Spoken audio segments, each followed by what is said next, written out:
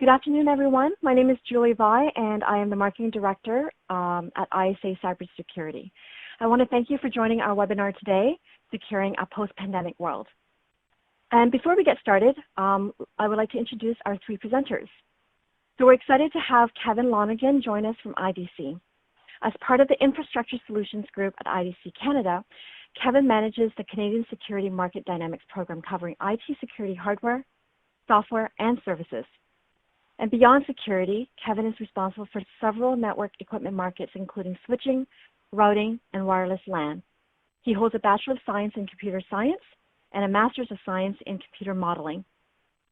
Our second speaker is Stephan Jou. He is the CTO of Interset, which is a micro-focused company, a security partner of ISA Cybersecurity. And Interset is a leading-edge cybersecurity and in-queue portfolio company that uses machine learning and behavioral analytics. Stephan currently leads both Interset and various analytics-related initiatives for Micro Focus Security Division. Stephan holds a Master's in Science in Computational Neuroscience and Biomedical Engineering, and a dual Bachelor in Science in Computer Science and Human Physiology, all from the University of Toronto. Our special guest that's joining us as well is Enza Alexander, who is the EVP of ISA Cybersecurity. She is a seasoned IT industry leader with over 25 years of experience across the technology sector in finance, operations, sales, marketing, and professional services. She serves as the executive president at vice president at ISA.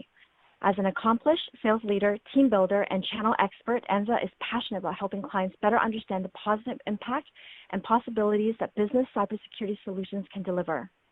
In 2011, Enza was recognized as one of Canada's leading women in technology by IT Canada and CDN magazine. So now I would like to pass on the presentation over to Kevin, who will kickstart our presentation today. Go ahead, Kevin. Great. Well, thank you, Julie, for that introduction. And thank you, everybody, for joining us today as we talk about securing a post-COVID-19 world. Now, to kick us off, I thought that we'd take a second and maybe look back at how we've been responding and recovering from the COVID-19 pandemic so far. So what we're looking at here is IDC Canada's 5 stages to enterprise recovery. And so this is a framework we put together to help us understand how organizations are recovering throughout the world when we have the Canadian data mapped here. And so what we're doing is that we are mapping business focus, so that's at the top of the chart, to the changing economic situation at the bottom. So here in Canada, we see the majority of our organizations have actually transitioned from the first and the second economic situation, those being the initial COVID-19 crisis and the following economic slowdown. And then during these first 2 stages, our focus was on business continuity and cost optimization. So we were doing things like increasing visibility into our supply chain. We're deploying a lot of new technologies to support our remote workers, and we'll talk about that a bit later as well. So now the majority of our organizations are in this business resiliency stage while we're dealing with the recession. And then looking forward, we can see here our next 2 stages are returning to growth as well as we're thriving in what we call the next normal. And so to do this, we need to make more targeted investments to enhance our digital capabilities. And really our goals are to get back to our digital transformation initiatives that we had before the COVID-19 happened. So some of those longer term goals were put off or halted because of the pandemic.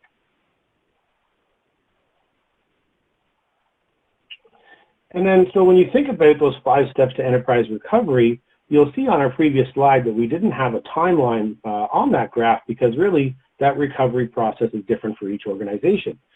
Depending on your business continuity capabilities and the strategy you had before the pandemic, you may have to tackle one or many of the challenges that we have on our list here using digital transformation type technology. So if we think about the top challenges we were faced with in the early days of the pandemic, IDC has a lot of data that we covered here, but it boils down to 2 areas. We had challenges with the lack of revenue generation, and we also had this disruption of work problem that we had to deal with. So what we did was, early on, we started to increase our focus on our employees and their well-being, getting them connected with each other and with their customers and partners, all while working remotely. And I have some great examples of that and some data I can share around adoption of SaaS. So cloud is really how we enabled this remote workforce. And so, for instance, we had a 26% increase in adoption of hosted team collaboration applications, 28% increase in conferencing applications, and finally 11% increase in adoption for email.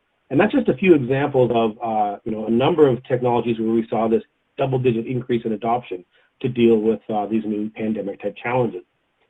And so on our graph here, you can see that security and digital trust was cited as a top digital transformation focus area, but really what we've seen so far is this idea of deploying new technology now and then going back and securing it later. Sure, we've seen an increase in SaaS security control adoption as well. It's up about 7%, which is pretty exceptional for a year-over-year basis. But when you compare it to some of those other cloud technologies, it's sort of at the bottom of the list. So as we now move into these later stages of recovery, we're going to start seeing that increased focus on security. And then when we get into these later stages of our recovery, is there going to be any benefits or positive impacts that our Canadian organizations will see from all of this? And well, in general, what we see here is that among organizations, we see this higher or better perception and knowledge of what digital transformation is and how it's helping us. We're seeing our staff really rely on new technologies to get their jobs done in many cases. So we have that benefit. We also see this ability to enhanced ability rather, for how organizations can handle unusual events in the future. So we're becoming more resilient through some of that technology we've been adopting. And then interestingly enough, if you look specifically at small businesses, you can see that they have this new appreciation for online marketing and business development capabilities. They're starting to see that they have to be a digital organization. And so that's a fantastic realization that they're making, but we know historically that our smaller organizations have a lot of security vulnerabilities, and there's lots of concerns there. And as they push and go deeper with digital, that's only going to become a bigger problem. So something to look out for there. And then if we look at our larger organizations, you can see that one of their top benefits is around learning how to work remotely. And sure, this is a technological problem. We've had to deploy a lot of new technology to support that, but it's also a cultural change, and a bit of a culture shock for some of these larger organizations. If you think about our big banks or the government, they've never really worked from home, at least not to the the extent that they are today. So there was two sort of pieces that we had to figure out there. And so as we get more, as we move forward with our response, how is that going to change how we are spending our security dollars here in Canada?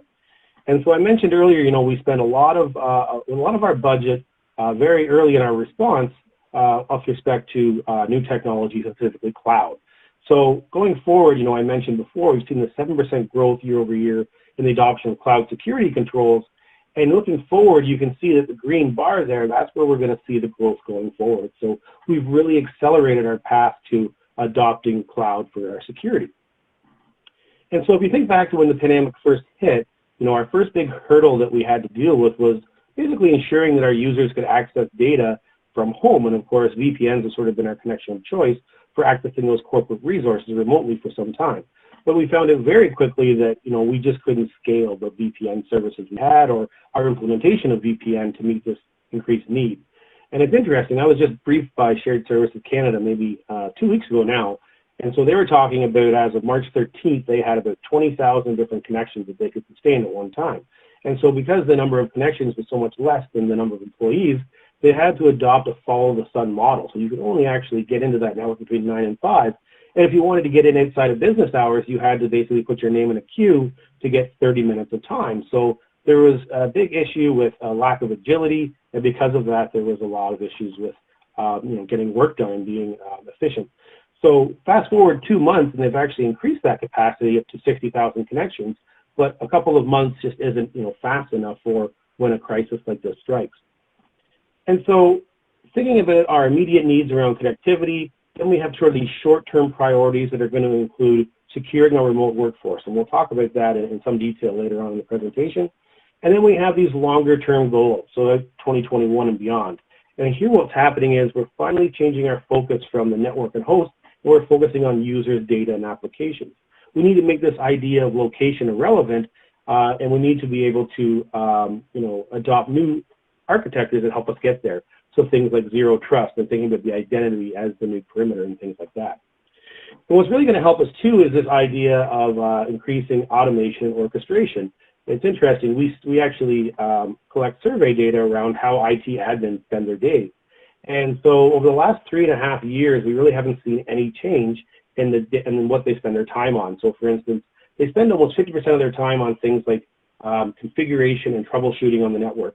And of course, this is taking away from time that could be spent on security, things like traffic optimization, and of course, innovation.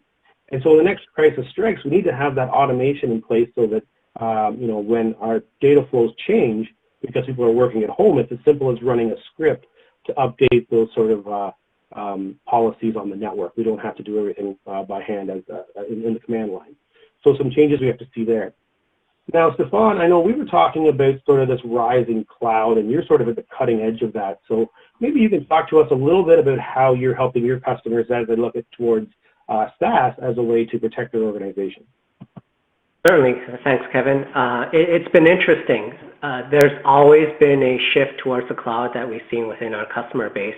But obviously with the post-pandemic world, everyone is essentially more and more reliant on these cloud services.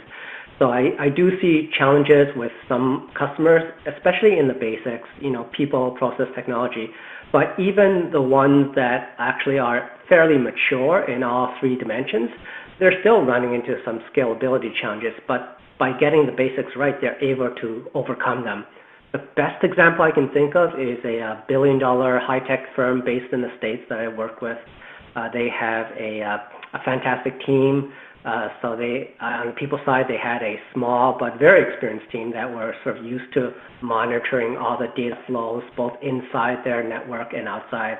They had a very mature process. They had solid and mature playbooks. There was a standard reporting mechanism that they had in place. They knew how to review and action risks that were detected by the Interset systems. Then they had great technology. They had fantastic data. They were well censored, whether they had employees working from home or remote locations or on site within their enterprise. They had that log data collected. They had Interset analytics and automation in place to help them aggressively detect potential threats.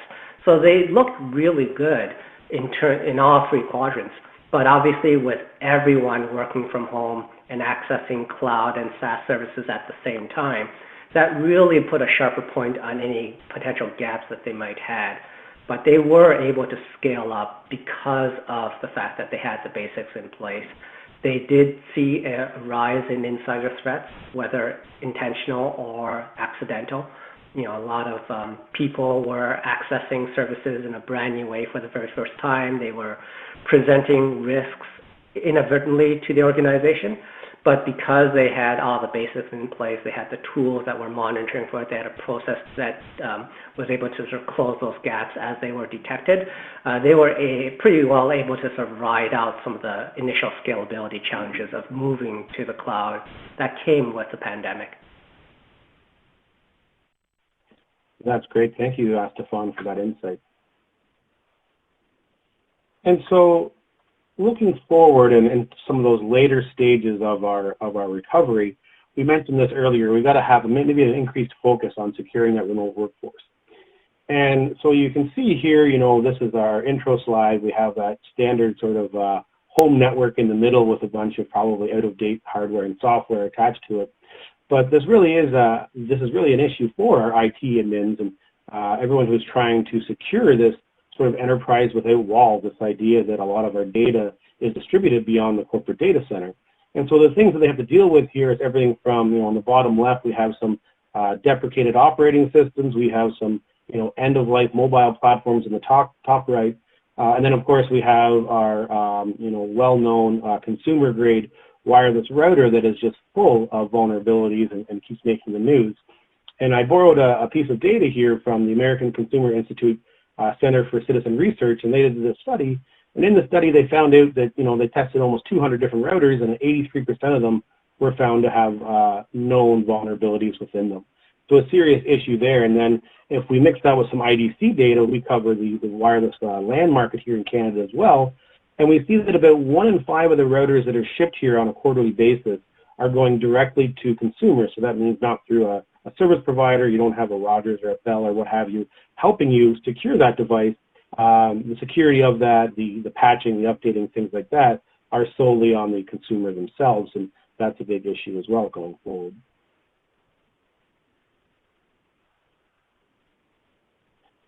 And so when we think about securing those remote workers, what can we do? So we put together sort of a remote work checklist to help our listeners out on how they can approach this. And we're going to use people, process, and technology to sort of break this down. And so when we think about process, what can we do? Well, you know, every organization has a code of conduct, but now looking at this sort of post-COVID world we're getting into, maybe we need to be updating that. And so a code of conduct is great. It outlines acceptable behavior. It can do things like ensure that there's a level of professionalism in the office, even though people are working from home, with dress code and things like that. But what it can also do is it can really outline, you know, how corporate resources can be used. So can your laptop be used as a personal device outside of business hours? Those sorts of things that are maybe more important now that we're working from home than it was even a few months ago. Similarly with BYOD, we see about 47% of organizations here in Canada allow personal devices to be used for work. But it's interesting, if we look into that 47%, only about 29% of them are satisfied with their ability to manage and secure those devices. So we don't have the visibility we want into those BYOD devices. So we really need to ensure that we have proper policies in place and that our employees are aware of those and following those, because we won't have the ability to secure those devices, maybe with the technology that they have today. Next up is data usage and storage. We see a lot of employees now are going to be handling and storing PII and other sensitive data outside of the corporate environment. So, you know, can they print forms like they used to? Can they put data onto drives to use on different devices, things like that? We have to make sure they know what they can and can't do with that sensitive data. And then finally, one of our newer ones, of course, is telework security. We have seen a lot of buzz in that in the news about people who are having meetings that don't have passwords associated with them, so anyone can get in. We've heard about lack of updating on some of these platforms as well. And then, of course, there's sensitive data that's going across these networks, contact info, things like that. We have to understand what we can and can't do with that. Now, next up is on the people side, and there's so much we can do here to improve our cybersecurity posture. And so when you think about training, number one we need to focus on is recognizing attacks. So how can we teach our employees how to recognize malicious links and things like that? And so what we see is that the the threat landscape has been changing just so quickly over the last few months. And so we're seeing, you know, in response to COVID-19, malicious actors changing their tactics within weeks. And so the issue is, of course, is that we see about 25% of organizations train their employees on how to recognize attacks on a monthly basis, and another 25% do it on a quarterly. Everyone else is doing it yearly or not at all. And so you have to ask yourself, you know, if the threat landscape can change in a week's notice, but I'm training on, you know, a full month or a full quarter, what's the value in that? You know, am I actually protecting my employees?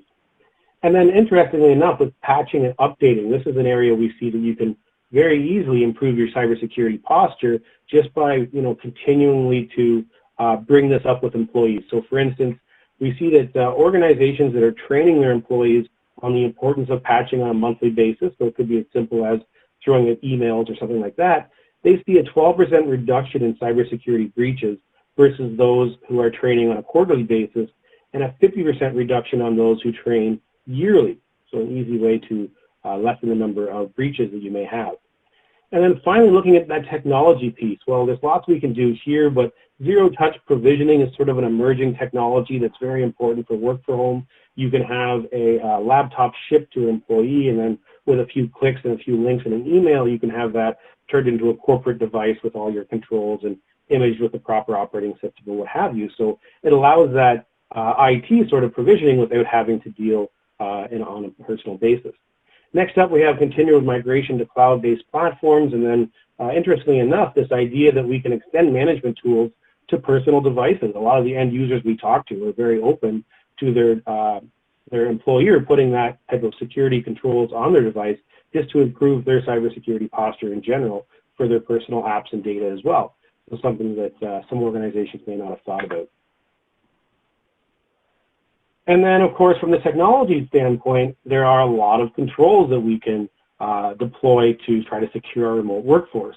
And so some of these overlap, but the idea here is that user authentication is extremely important now that they're inside of the corporate environment, so things like SSO and MFA and password management can help with that. Network security can change that focus to the end user themselves using some of these new technologies like software-defined perimeter and network access control. And then content management, what we're trying to do here is ensure that our employees are able to surf the internet safely with things like DNS security. They're able to log into our SaaS tools using a CASB to keep them safe there as well. And then on the endpoint side of things, we tend to focus on the anti-malware suites, but backup and recovery is very important too. Now that we're outside of the corporate data center, how are we doing that on our endpoints? And then looking at vulnerability management and log management, all the important pieces here that you should be trying to use in case that you do have a cybersecurity breach so that you can track that down. Now, Stephan, I know when we were talking about this, we were talking, this looks pretty complicated, but, there is a way to sort of derive value from maybe one or maybe just a few of these tools. Maybe you could talk about how you use all of this as sort of a threat intelligence tool and ability to pull all this in. Absolutely, Kevin. And as you know, your slides are fantastic, but this is probably my favorite slide because to me, this is a menu of data sources for which effective analytics can really change the game for you. As everyone knows in this call, there's a human capital crisis going on in our SOCs. Obviously, we can't get enough skilled people into our environments to be able to protect the ever-increasing surface area of risk that we're trying to deal with here, especially post-pandemic. And that's obviously why SOAR and orchestration automation is so important. But I almost see a layered cake of value where I've got 3 layers. At the very top is effective automation and orchestration. But really effective automation and orchestration on layer 1 requires effective analytics on layer 2. You don't want your analytics to be generating excessive noise so that you are automating things that shouldn't be automated. But on the other hand, if I look at the 3rd layer, really it's good data. You can't have good analytics, whether it's rules or artificial intelligence or your SIM. You really can't have good analytics without good data. And really, when I look at this slide, and even though it was built for remote work checklists, what really this is a menu of opportunities for data sources to run analytics upon. So when I look at these pillars, I look at identity and access management, for example, and what I see are opportunities to detect when someone is logging onto your network in an unusual or unexpected way. When I look at network security, I see ways in which our analytics can, for example, detect traffic patterns that look like a bot or that previously looked like human behaviors but is now some sort of automated script or network traffic that's coming in from an IP address that's not expected from that remote worker. When I look at content management, I see opportunities to detect when a file share is being accessed in a way that is unusual or dangerous or unexpected, and so on and so forth. So every one of these columns is actually an opportunity for us to secure our environments, and that's why this is such a valuable, important slide for me. Okay, well, thank you, Stephan. That was very interesting. And so when we look ahead, we're talking these later stages of our recovery. We're working towards sort of securing that remote workforce. Well, it is complicated, and as we saw on the previous slide, there's a lot of moving pieces. But there is some good news, and one of that is that we're seeing this unified endpoint management market start to really take off. And so, what I've done here is I've borrowed some data from my worldwide counterparts, and this is showing UEM adoption over the next 3 to 5 years. And of course, what we're doing here is just creating a single platform where endpoint management and security can be combined with mobile management and security. So you have that one throat to choke instead of having to be 4 or 5 different solutions to cover this area. And so we see that today about 5% of organizations have completed their transition to this UEM market. But you can fast forward maybe a couple of years, you see it hit 15%, and then almost 50% 4 or 5 years out. So the adoption is very strong. Now, if we think about Canada, we're a little behind the curve when it comes to adopting new technologies like this. So today it looks like about 1/3 of organizations have adopted this technology worldwide, but I'd argue that it's a little bit more further behind here in Canada. So if you're an organization that's struggling with things like patch management, provisioning devices, enforcing security policies, and maybe pushing out applications, across multiple different types of endpoints, this is the market here that, going forward should start to make it a little bit easier to do. And so looking forward, we talked about our short-term goals around securing our remote workforce. Then looking further out, we're looking at securing this enterprise without walls. And so what we're talking about there, of course, I think I brought it up earlier, is this idea that our data is more distributed than it ever has been before. And so when we look at how we're spending our security dollars here in Canada, this is what it looks like in a pre-COVID world. So, what we're looking at here is actually cyber resilience instead of cybersecurity. And so when we think about cybersecurity, we tend to get hung up on this protect bubble. So spending our budgets on controls and focusing on the perimeter and endpoints themselves. Now, that's not necessarily a bad thing. We're always going to need those types of controls on our network. But what's more of a concern, I think, is when we compare the spend on protection versus that of identify, so finding weaknesses and prioritizing spend on the network, and then something like response itself, so being able to respond to a cybersecurity incident. So we have too much focus in that one area. So our first step to securing this enterprise without walls is to think about cyber resilience. And then the next step is to focus on this identify piece. And so this is interesting. This is a couple different sets of survey data, one from 2019 and then one from 2020. And so if you think about our spending on the previous slide, it actually matches very well with our buyer behavior data on Canadian firms' focus for 2019. So, all the areas of something like the NIST cybersecurity framework are important, but you can see here in 2019, identify was the least of their concern. They were very focused on the technology part of protect and detect. So move forward to 2020, and we see that there has been a complete change. Now their number one focus area is on identifying those assets and data on the network. Really it's the remote workforce that has brought this change forward. Now we start to see that, we don't have that visibility in the data flows between employees and their cloud applications and things like that. So it's become a top priority. And really, this is great because it's going to help us identify other vulnerabilities in our attack surface as well. We have a lot of issues that we've never really rectified, and hopefully this increased focus on identifying them will help us going forward. Now, Stephan, you've talked a little bit so far about how you pull data together, but maybe you can talk to us a little bit about how this switch to identify is actually going to help you with respect to threat intelligence and securing your customers as well. Absolutely, Kevin. And I love this trend because, as we sort of alluded to earlier, having the right data, the right clean data, is actually really important for the subsequent stages. So you almost can look at this as a sequence of operations that needs to happen in the correct order. If you have not accurately identified your assets and your data and your users on the network, how can you properly detect and protect and respond and recover? So this really is the right area to invest in first and foremost. In terms of analytics, as you know, I'm the math guy, I guess, on this call.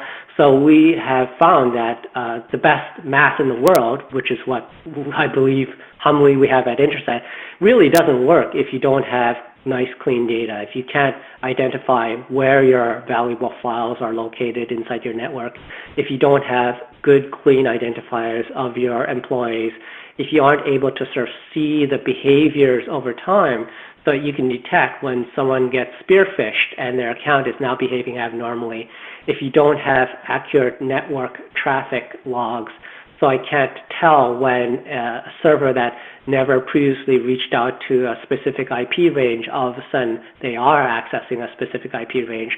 Without that clean data, well, it's garbage in, garbage out, right? The best math in the world can't do a sufficient job at protecting your assets.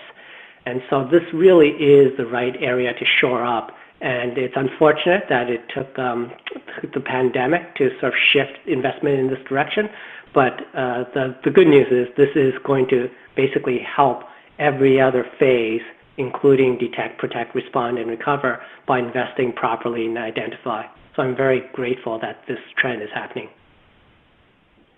Yeah, and you brought up a great point. I mean, if you don't do it in sequence, starting with identify, how do you know where you need to spend that cybersecurity budget? Is it a new on-prem firewall, or do you have to do something because, today at IDC, we estimate about 25% of our data is in the cloud now. So if you don't know where that data is, how do you know what controls will actually help? So very interesting there as well. Exactly. So we talked about this switch to identify and how it's going to help us just find vulnerabilities that have been existing in our attack surface for some time. And so one I wanted to bring up here was securing the cloud, because if you think about cloud, it's one of the first digital transformation technologies that we all started to use. In fact, it's been around for 10, 15 years now, and you can see our adoption. We have over 90% of organizations in Canada using SaaS today, about 75% have adopted IaaS, and finally, over 60% have adopted PaaS. So really strong adoption, but you can see, as I mentioned earlier, this idea we adopt first and secure later. Well, only 37% of these organizations have learned about shared responsibility. And so that's the idea, of course, that I'm responsible for securing the data in the cloud, but so is my provider. And those responsibilities will change depending on whether I'm using IaaS, PaaS, or SaaS, or what sort of SLA I have and things like that. So because we haven't taken the time to understand this, only about a third of organizations have actually created proper cloud security policies. So again, we have all that data going into the cloud, but we're not treating it like we are on our on-premise data centers and in offices and things like that. So this is a big issue that we continue to have today. And it's not just cloud. There's all sorts of examples of our sort of growing attack surface. We're putting more data there, but we fail to secure it. So it's interesting here in Canada, and Stephan mentioned this earlier too, talking about this sort of global skill shortages we have here. Only about 23% of organizations in Canada have a security operating center that runs 24/7. And then maybe there's another 24% that have some sort of virtual SOC that may run 9 to 5 during the workday or something like that. But we see even for these organizations that have a SOC, these are sort of our leading, more mature, with respect to cyber resilience type organizations here in Canada, well, only 40% have this monitoring capability that extends out to IoT devices. Less than 50% have the ability to pull and manage and monitor logs from the cloud. And then finally, only about 46% for our SaaS applications. And so, not having this visibility, that's a major vulnerability, just because you can have malicious actors moving around large portions of your network undetected. But it also is a vulnerability because it impedes our ability to respond and recover from cybersecurity breaches. And we'll talk about log management in a bit more detail a little bit later as well. And so the last area we wanted to point out in terms of our attack surface was our third-party partner networks and their partners. And so we have a couple questions here we asked. And so our first one was around, how would you evaluate your security versus that of your third-party partners? And this is a bit of a catch-22, because if you say that your security is less, then obviously you have a lot of work to do. If you say it's higher, then you really need to increase the visibility into that partner network and understand what controls and policies they have in place. Because what we find is we just don't have that ability to assess the risk of our partners. It just doesn't scale very well as you add more partners. We see that 14% of organizations indicate that, yes, we have been breached due to the poor security hygiene of a third-party partner. So that's a very high number and a very big issue for many organizations out there today. And then, so when we think about that NIST CSF we looked at earlier and this idea of cyber resilience, recovery is sort of an area that we spend a lot of money on. We have the tools in place. We have the ability to do backup and things like that. But unfortunately, we don't do very good planning here. So what we see is that when we ask organizations, what do you think the biggest cost is associated with a data breach? Well, we see about a third of those will say, it's the soft cost. It's the damage to my brand, and it's the loss of customers from that. And then, that might be true for the largest organizations that are out there, like a Target or what have you, but really for the average Canadian organization, it's the cost of recovery itself. And the reason because of that is because we just don't have very good recovery plans. They might refer to people and technology that's no longer with the organization, and this can actually increase the recovery time required even further. And so what you can see here on our wheel on the right-hand side is that 28% of organizations are unaware of what was accessed and what was corrupted or maybe exfiltrated when a data breach happens. And so the main reason for that large 28% is because they just don't have those log management capabilities we talked about earlier. So how do they know when what recovery point they should use, how far back they have to go, what parts of the network were hit? They don't know any of that without proper log management, so that can really hinder our recovery. And we also see on our wheel here about 17% of organizations said that their cybersecurity breach resulted in data being encrypted and held from ransomware. So basically, they were hit with a ransomware attack. And so what happens is that the majority of these organizations actually end up paying that ransom simply because it will take so long for them to recover, and there'll be so much downtime associated with that recovery that it's actually just cheaper to pay the ransom. So we get victimized by ransomware because we're unable to respond and recover quick enough. And so, throughout our presentation, we've outlined a lot of the challenges organizations face and how they deploy more technology to help them. And of course, there's the people and process parts of that as well that can be very hard for even some of our larger organizations to do internally. And so on this slide here, we're looking at the reasons that organizations move towards managed security services. And again, as Stephan and I were talking about earlier, the top two reasons for the last few years has been around staff availability and constraints. So that directly maps to the inability to do 24/7 monitoring, to have that number of analysts in a SOC. It's just unobtainable except for some of our largest organizations. And number two was this idea of staff knowledge of security threats. Just keeping up with that threat landscape is a hard thing to do. But what's interesting, what's changed in sort of the pre-COVID to post-COVID world is that we are seeing that organizations are running into this issue where they don't have the proper technology in-house to secure their organizations. So you can see that big switch from year over year. And that's because they have to, deploy a lot more controls than they have been in the past, and it's just out of budget or they can't do it. Now, what's interesting is those organizations that can afford these new controls, you can see here they run into the second problem where they have too many vendors and solutions to manage. They can afford it, but then they can't afford to manage it, or they just don't have the skill set to do so. So you can see these two areas that have really become major concerns since COVID started a few months ago. And so Enza, I know, at ISA you help your customers overcome these issues basically on a daily basis. So maybe you could spend a little bit of time talking about how you're helping your customers sort of overcome these challenges and getting back to sort of thriving in what we call the next normal. Absolutely. Thank you very much for your insights thus far, and Stephan for your input. It's quite interesting when we look at some of the statistics. So you highlighted that 23% of organizations, have security operations center that are actually detecting and worrying about remediation, response, and all of the elements that we see in a kill chain as far as a threat entering our businesses. And we also see that 24% of organizations may have some SaaS-based managed services. It's interesting from an ISA perspective where we have seen 200% growth year over year, 2018 to 2019, and we continue to have strength of growth in our hosted and managed services. When we look at, SaaS in particular, we saw that by 2024 in the statistics that Kevin has shared with us and the research that IDC has performed, that we are looking at, more than doubling and going from $275 million worth of spend approximately today to over $600 million of spend in that SaaS environment.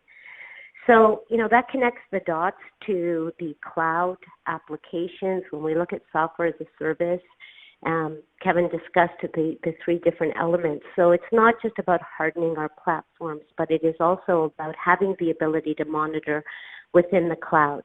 And what an MSSP organization provides is the ability to monitor cloud instances as well as very specific environments that live within the client's environment, to be able to classify data and really focus on risk, loss, and other areas, while the SecOps organization is enhanced by this 24/7 support framework that will help you manage, whether it's security awareness, log management into your SIM, endpoint detection.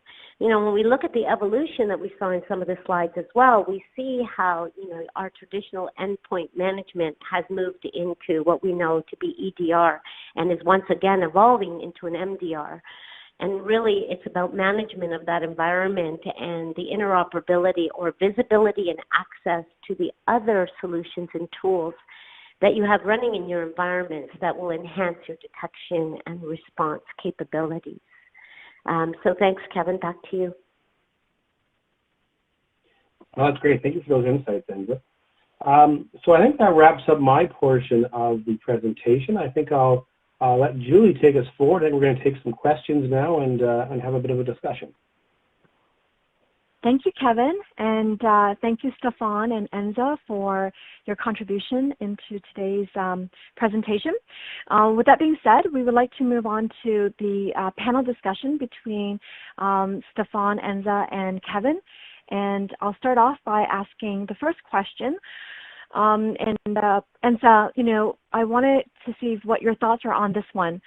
So are there any must-dos that businesses should implement right now to secure their remote workforce for the future? Yes, we saw quite a bit of information, and both Kevin and Stephan shared with us identity is key. Whether we look at the identify pillar, but identity and access management is critical. When we look at the checklist approach that IDC has taken to that data as well, we see that, we have single sign-on, we have password management. Of course, our organizations are generally mature in those two areas and have been perfecting both of those. But what we believe at ISA is critical is an MFA solution.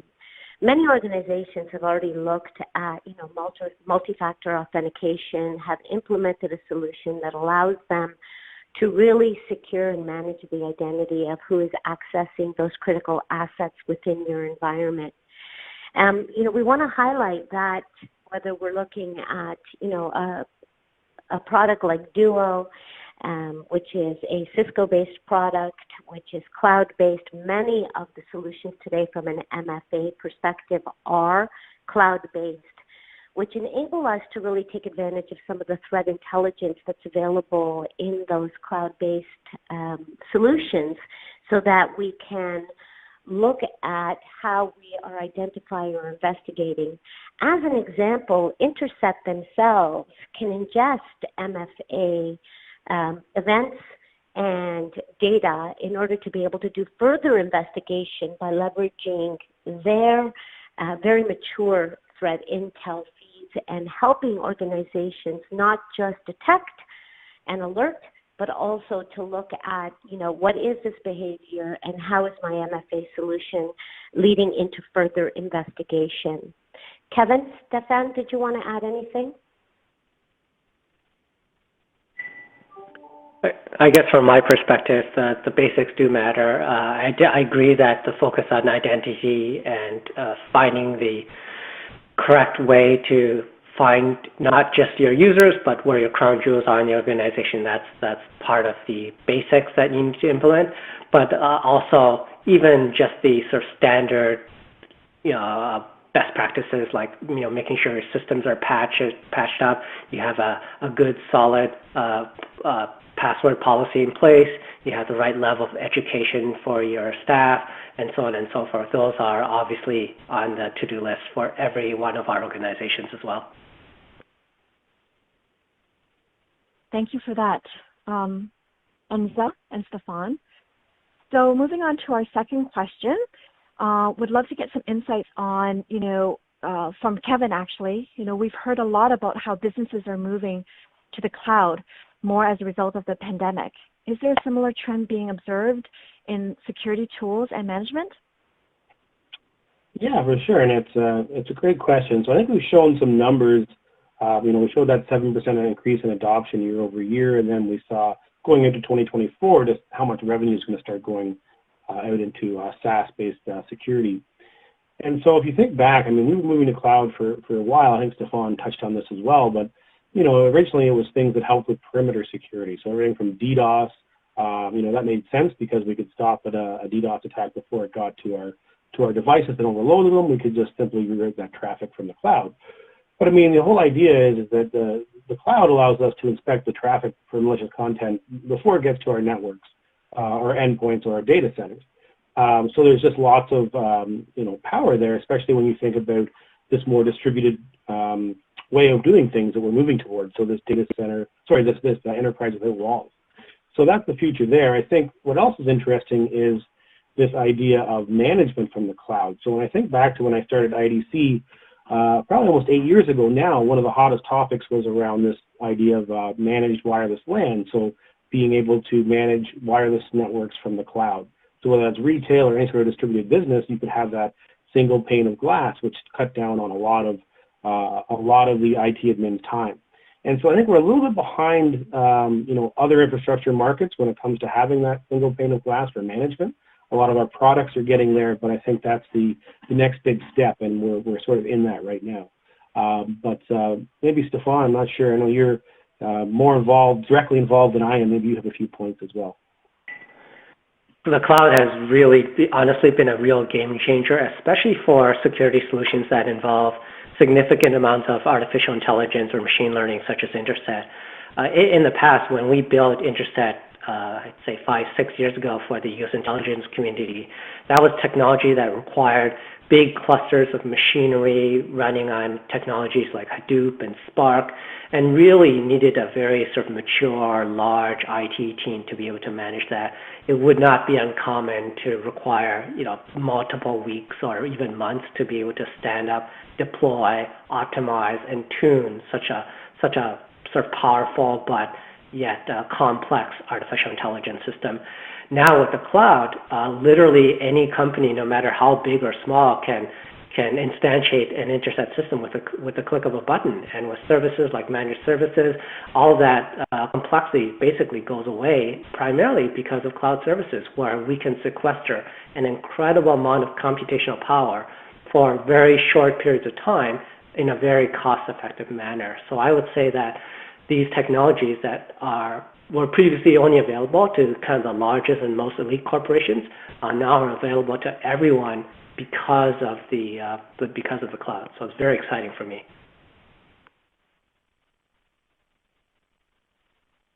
Okay, some great insights there. Thank you so much for sharing. On to our third question, and this one is a great question for you, Stephan. Is Endpoint the only way for us to secure our remote teams and devices? I think the last conversation that we had on the menu of different data sources hopefully makes it real for our audience that Endpoint is a fantastic data source, but it's not the only data source out there. So being able to look at access log files from your IAM system as your remote employees log into the system, whether it's through VPN or not, looking at file share activity. So as developers access source code repositories, for example, as end users access file shares and use Active Directory to trigger ACL rules, and so on and so forth, there's an almost endless list of data sources which are as valuable as endpoint data in being able to detect and protect your organization. So please don't limit your imagination just to endpoint and feel that all of a sudden you're stuck because everyone is working remotely or going through BYOD. There's actually plenty of opportunity for you to sort of protect your most valuable assets without relying 100% on endpoint data. And that is some great points and tips there, Stephan. Thank you for that. We have another question here that I think would be really great to get more insights from Enza. Are there any realistic best practices for aligning our LOB with our cybersecurity to limit vulnerabilities? Absolutely. And, one of the best practices that we like to have a conversation around aligning the business objectives is really in the area of integrating the developers from the line of business and their perspective in, how they are managing a more DevSecOps environment, allowing for security vulnerabilities to be tackled at the time of development, to understand, which open source libraries are being used and leveraged by these line of business development teams to create some of the applications that are being leveraged in those line of businesses, how to really secure that source code and to ensure that you've leveraged the frameworks that are available in the marketplace to build that security vulnerability awareness, and then to ultimately really look at how are you maturing your application threat modeling program and the policies. All of this, of course, to enhance your security program overall, and to having visibility into those applications that are being built very specific to different departments within your business.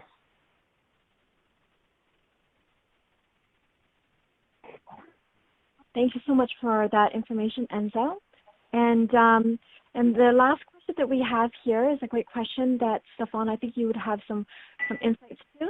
Has the global pandemic triggered a noticeable increase in insider threat? And if so, what can be done to help reduce the risk? Thank you. It absolutely has increased, but I also want to sort of make it not sound so bad. I'm fond of saying that there are only three types of bad guys. There's the bad guy on the outside, there's the bad guy on the inside, and there's the stupid guy on the inside. And really, it's those two categories that, for me, comprise insider threat. It's the bad guy on the inside and the stupid guy on the inside. But we've definitely seen increases since the pandemic in threats, whether intentional or accidental, related to those two categories across almost universally our entire customer base. And I'll give you two examples. So there's a large online retailer that conducts a tremendous amount of business on the internet. They had several of their employees, I guess while they're working from home, they felt that they could conduct certain activities unobserved. And so they were found copying large amounts of data, exfiltrating them to USB keys. One employee in particular was very sneaky. He tried to use disk partitioning tools to sort of hide his activity. But the analytical systems, because this customer had the right systems in place, they were still able to detect that activity. So that's the bad guy on the inside. U.S. transportation company, they had obviously their entire user base under lockdown. But these users, because they were sort of new to the environment, they weren't used to working from home, they ended up doing things like running applications that they really weren't supposed to. They were inadvertently trying to bypass login screens, and that left some security holes open in their environment, and so on and so forth. So again, not intentionally malicious, but still insider threat, and still detected by having the right analytical processes in place. So there are things you can do, even though the risk has increased. Wonderful. Well, that's some great information there, Stephan. And does anybody, have any other final closing remarks or anything they'd like to share before we conclude our session today? Once again, I'd like to just take a moment and thank IDC for your insights, for the research that you did in helping us put this information together, Kevin, and very well delivered. We appreciate it. And Stephan, for helping us understand, the Interset product a little better than we did prior to this session, but most importantly to, understand that Micro Focus continues to innovate. And we'd like to thank both of you for being strong partners at ISA. It's our pleasure. Thank you, everyone. Thank you very much. Thank you very much. And that concludes our webinar for today. If you have any questions after you've seen this presentation and you would like to learn more, you can reach out to myself directly at marketing@isacybersecurity.com. Thank you for your time and have a wonderful afternoon.